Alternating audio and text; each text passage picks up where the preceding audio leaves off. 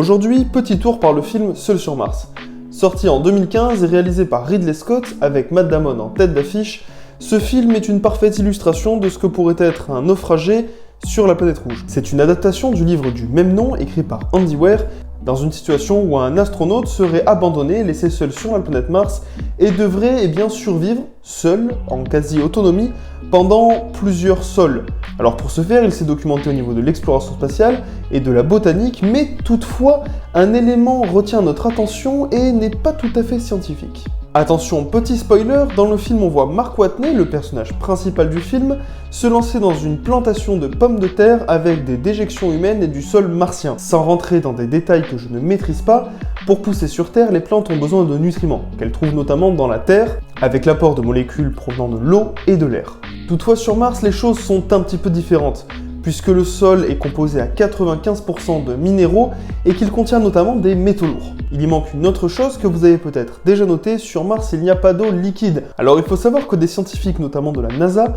ont planché sur le sujet, se demandant comment on pourrait faire pousser des pommes de terre ou d'autres légumes dans des environnements extrêmement contraignants avec un minimum de ressources. Ils ont d'ailleurs trouvé potentiellement une bactérie qui permettrait à l'azote de mieux se fixer à certaines molécules et qui, à travers un processus relativement complexe, permettrait, à terme, de faire pousser des légumes dans des conditions assez ardues. Mais spoiler alert, ça ne résout pas tout, et les études montrent bien que si on faisait pousser des pommes de terre dans du sol martien avec des déjections humaines, elles contiendraient probablement une quantité infime de métaux lourds, mais suffisante pour intoxiquer la personne qui les mangerait. Toutefois, il faut savoir que les recherches se poursuivent pour faire pousser des légumes et des fruits dans des conditions extrêmes, ce qui permettrait bien sûr à de futures missions spatiales de faire de l'agriculture dans des conditions autres que celles que nous avons sur Terre, mais pas seulement, ces recherches ont aussi pour objectif de permettre à de l'agriculture d'être développée et optimisée dans des zones de la Terre où les conditions sont plus complexes. Le film Seul sur Mars reste un très bon divertissement pour ma part, que je vous invite à aller découvrir le temps d'une soirée popcorn,